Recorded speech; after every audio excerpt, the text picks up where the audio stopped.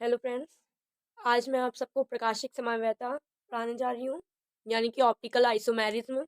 ये आपको बहुत ही इम्पोर्टेंट टॉपिक है। तो आज हम लोग इससे जुड़ी हुई कुछ महत्वपूर्ण तथ्य जानेंगे। ये जितनी भी डिफिनेशन यहाँ लिखी हैं, ये सारी प्रकाशिक समन्वयता के लिए बहुत ही ज़्यादा इम्पॉर्टेंट है।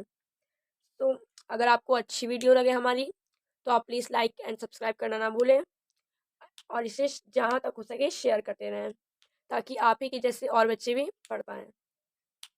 तो चलिए दोस्तों, हम लोग देखते हैं इसके क्या क्या टॉपिक हैं। प्रकाशिक समन्वयता जानने के लिए हम सबको पहले ये सारे टॉपिक पढ़ने पड़ेंगे। तो देखिए क्या क्या लिखा है। किरेल कार्बन, कायरल कार्बन, साधारण प्रकाश जिसे बोल सकते हैं सिंपल लाइट, समतल ध्रुवित प्रकाश यानी कि प्लेन पोलराइज्ड लाइट, प्रकाश सक्रिय पदार्थ, प्लेन ऑफ सिमेट्री यानी कि POS, centre of symmetry COS। तो ये सारी चीज़ें आज हम लोग जानने वाले हैं। दोस्तों, ये वीडियो जहाँ तक हो सके एंड तक देखें। यदि आप एंड तक नहीं देखेंगे तो आपको समझ में नहीं आएगा, इसलिए आखिरी तक देखिए। तो आज हम प्रकाशिक समन्वयता की बात करने वाले हैं। देखिए दोस्तों, हमारी सबसे पहले हेडिंग पड़ी है कायरल कार्बन। तो कायरल कार्बन होता क्या है आपको पता है? कायरल कार्बन, तो देखिए हम इस बारे में क्या लिखने वाले हैं। वह कार्बन वह कार्बन वह कार्बन जिसकी संयोजकता, आपको दोस्तों ये तो पता होगा कि कार्बन के अंतिम कोश में 4 इलेक्ट्रॉन होते हैं, जिस कारण इसका 4 बॉन्ड बनते हैं। और इसमें ये जो कायरल कार्बन है, इसमें ये बात हमने बताई है कि वह कार्बन जिसकी संयोजकता चारों अलग अलग बॉन्ड से पूरी हो, जिसकी संयोजकता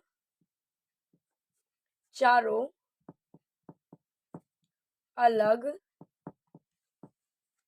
अलग बॉन्ड से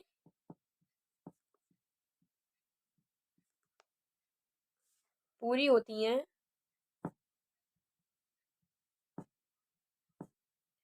उसे किरेल कार्बन कहते हैं। उसे किरेल कार्बन कहते हैं। और एक बात और ध्यान रखनी पड़ेगी आप लोगों को दोस्तों, किरेल कार्बन जो होता है उसमें हमेशा sp3 संकर पाया जाता है। मैं यहाँ पर लिख देती हूँ, इसमें sp3 संकरण पाया जाता है।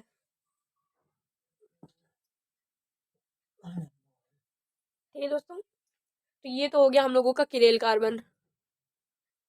आपको मैं इसका एग्जाम्पल भी बताती हूँ, जैसे कि हमारा एग्जाम्पल हो गया,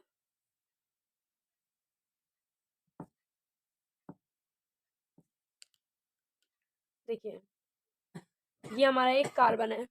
ठीक है दोस्तों, अब इसमें हम लोग जानते हैं 4 बॉन्ड होते हैं, 1 2 3 4। ठीक है, अभी हमारी डिफिनेशन क्या है? वह कार्बन जिसकी संयोजकता चारों अलग अलग बॉन्ड से पूरी होती है। अलग अलग बॉन्ड मतलब अलग अलग परमाणु से, अलग अलग परमाणु या समूह से। तो देख, मान लीजिए हमने एक में जोड़ दिया CH3, एक में जोड़ दिया H यानी कि हाइड्रोजन, एक में जोड़ दिया OH यानी कि अल्कोहल ग्रुप, और दूसरे में हमने जोड़ दिया COH। आप इस कार्बन में अच्छा देखिए, इसके जितने भी चारों बॉन्ड है सबसे अलग अलग परमाणु समूह जुड़ा हुआ है। ये जो है अलग अलग परमाणु समूह, तो आप पहचान जाएंगे कि ये किरेल कार्बन है ना। और किरेल कार्बन में हमेशा हम लोग स्टार लगा देते हैं, इस तरह से स्टार। ठीक है, अब दूसरी हमारी हेडिंग है साधारण प्रकाश। साधारण प्रकाश,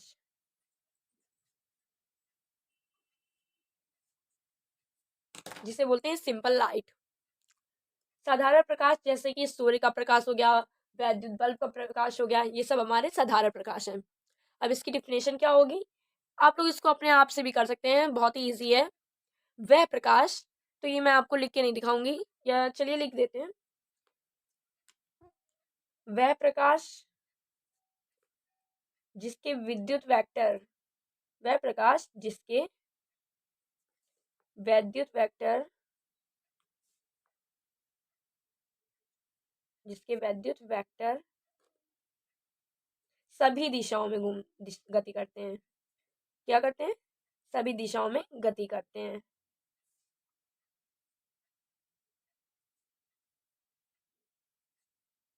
जैसे कि आप लोगों ने देखा होगा, हमारे घर में जो विद्युत बल्ब होता है उसका प्रकाश चारों तरफ फैलता है ना दोस्तों?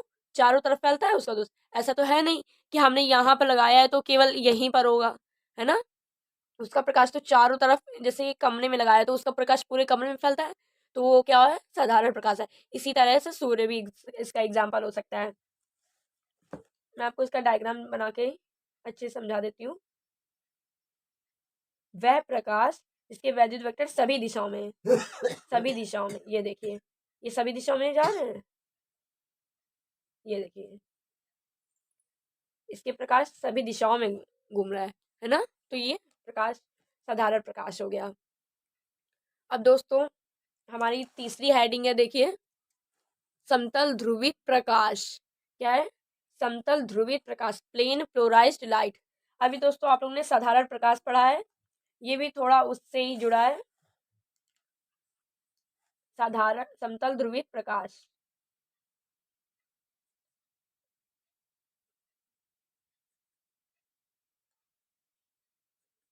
इसे बोलते हैं plane polarized light. Plane polarized light,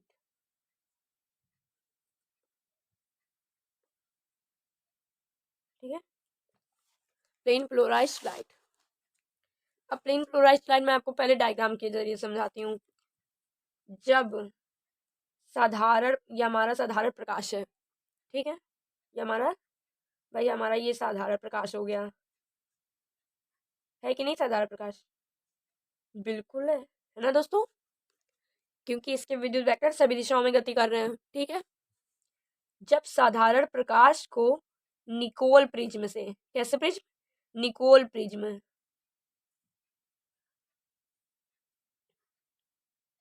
Nicol prism आप कहेंगे क्या होता है, तो मैं आपको बताऊंगी। निकोल प्रिज्म, है ना? निकोल प्रिज्म वो होता है, जैसे आपका एक प्रिज्म हो गया, आपने वर्ल्ड विक्षेपण में पढ़ा होगा काफी चीजों में, प्रिज्म हो गया, तो दो प्रिज्मों को जब एक साथ सटाया जाता है तो वहां पर होता है निकोल प्रिज्म, ठीक है।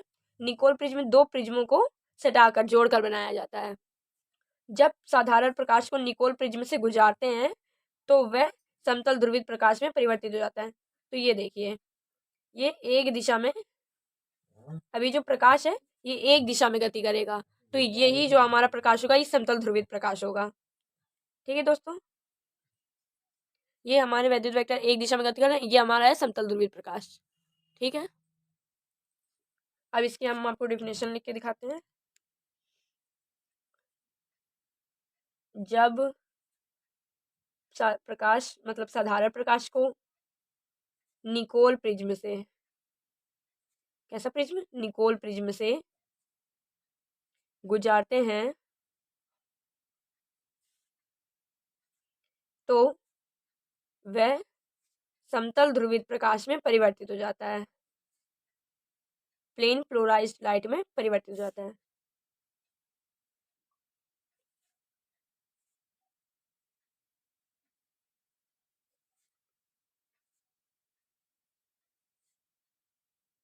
है ना दोस्तों? ठीक है, समतल ध्रुवित प्रकाश में परिवर्तित हो जाता है।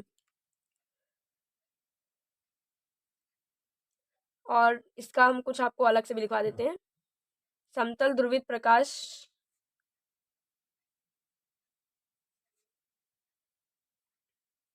समतल ध्रुवित प्रकाश वह प्रकाश है जिसके वैद्युत वेक्टर केवल एक दिशा में गति करते हैं, जिसके विद्युत वेक्टर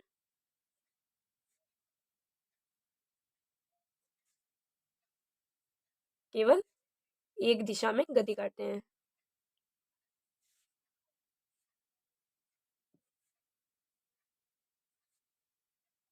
देखिए, ये केवल एक दिशा में गति कर रहे हैं, है ना? तो ये हमारा समतल ध्रुवित प्रकाश है।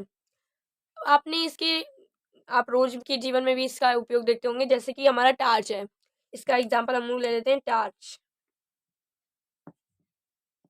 टार्च, तो टार्च की अच्छा होती कैसी है? ये मान लीजिए हमारा टार्च है, ठीक है, तो अभी हमारा सीधे इसी के नीचे प्रकाश करता है ना? इधर उधर तो नहीं होता। और जो हमारा विद्युत बल्ब होता है वो तो सभी तरफ करता है, ये हमारा विद्युत बल्ब है, और ये तो लेकिन सभी तरफ करता है, तो ये हमारा साधारण प्रकाश होता है, तो हमारा साधारण। और ये जो हमारा है, ये टार्च एकदम लंबवत गति कर रहा है ना, तल के लंबवत होता है। जो समतल ध्रुवित प्रकाश होता है वो जो तल होता है उसके लंबवत होता है, केवल एक दिशा में। तो ये हो गया हमारा समतल ध्रुवित प्रकाश। आज से याद रखिएगा कि टार्च से जो हमारा प्रकाश निकलता है वो हमारा होता है समतल ध्रुवित प्रकाश। ठीक है, अब आप लोग ये समझ गए होंगे। अब हमारी नेक्स्ट हेडिंग है प्रकाश सक्रिय पदार्थ। प्रकाश सक्रिय पदार्थ, तो अब देखिए प्रकाश सक्रिय पदार्थ।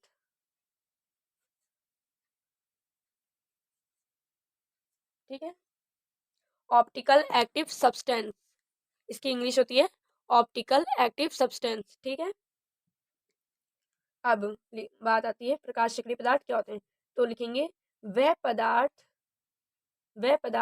जो समतल ध्रुवित प्रकाश को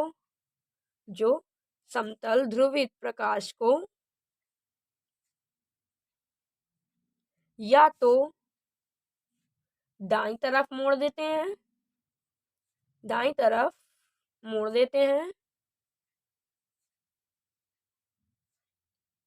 या तो बाईं तरफ,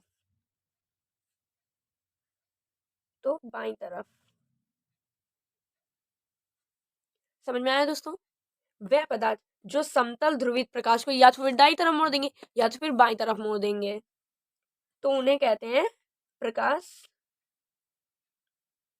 सक्रिय पदार्थ, उन्हें प्रकाश सक्रिय पदार्थ कहते हैं।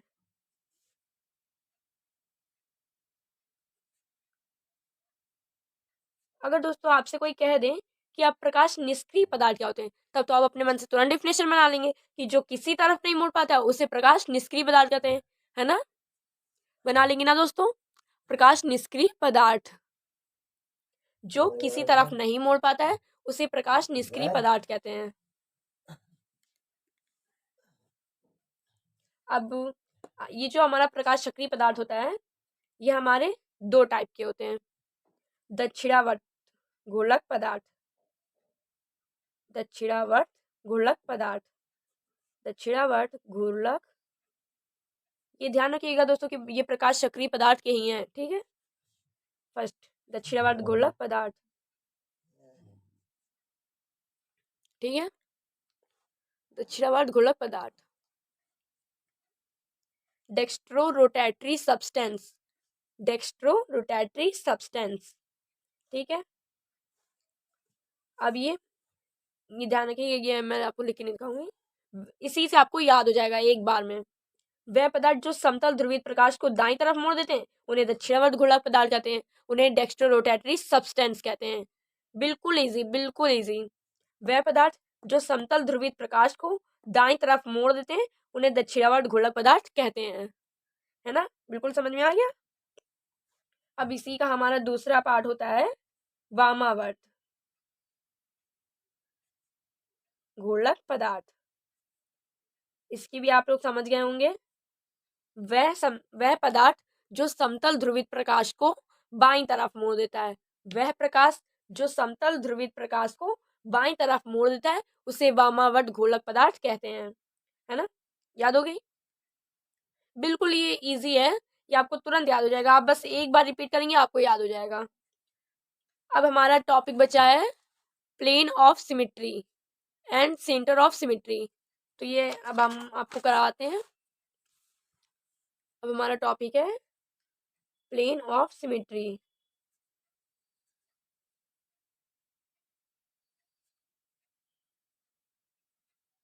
ये आपके एग्जाम में भी बहुत आते हैं।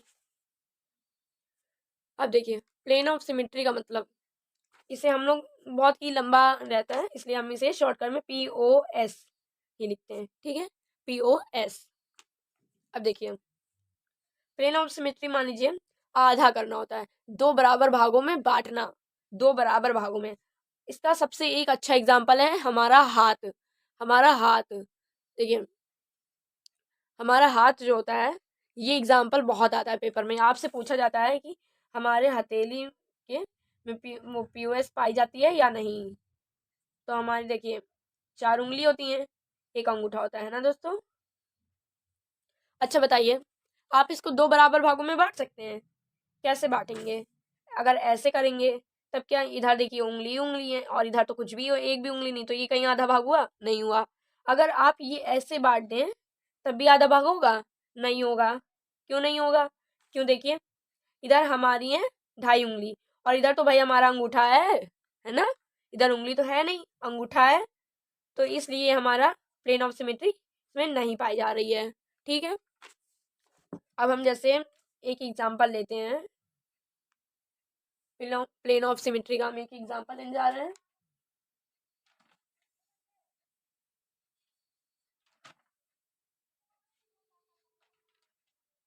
ठीक है दोस्तों, देखिए जैसे कि H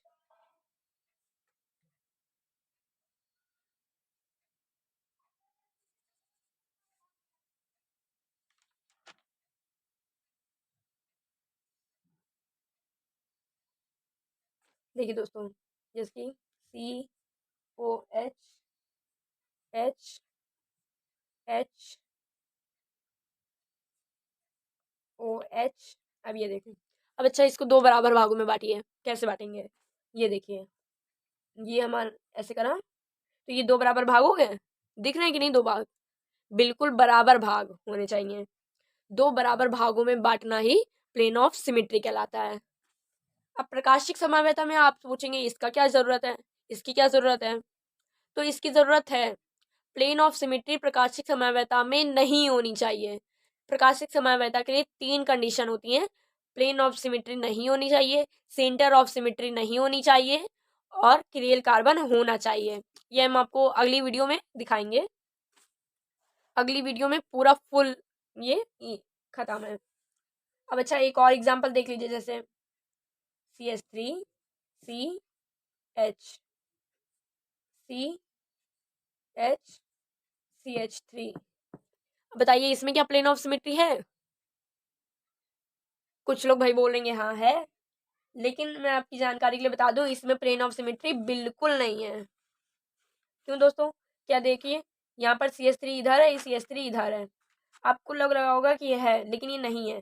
जैसे कि हम शीशे के सामने खड़े होते हैं तो हम आपको अपने आप को उल्टा देखते हैं, है ना। तो बिल्कुल ये वैसा कंपाउंड है। अब बात आती है सेंटर ऑफ सिमेट्री की। सिमेट्री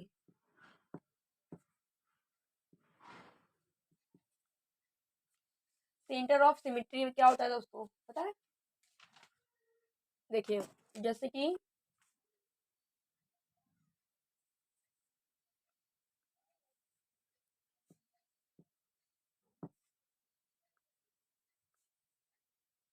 ये देखिए, इसमें देखिए ये हमारे ऐसे विकर्ण बन रहे हैं। ये सेंटर ऑफ सिमेट्री एक तरह का कर्ल जो होता है, आपने पढ़ा होगा पाइथागोरस प्रमेय में, वही है विकर्ण। विकर्ण इसके बराबर भाग विकर्ण बन जाए, वही है ये सेंटर ऑफ सिमेट्री। ठीक है दोस्तों, तो मैंने आपको क्या बताया था कि प्रकाशिक समन्वयता में सेंटर ऑफ सिमेट्री भी नहीं होनी चाहिए, तो ये वाली कंपाउंड में है। ठीक है, तो आप समझ गए होंगे। ठीक है, अगर आपको पसंद आई ये वीडियो तो please like share and comment करना ना भूलें, सब्सक्राइब भी कीजिए और तब तक लिए बाय बाय। आप हमारी नेक्स्ट वीडियो को ज़रूर देखें, उसमें हमने प्रकाशिक समन्वयता को पूरा ख़त्म किया हुआ है। Okay bye.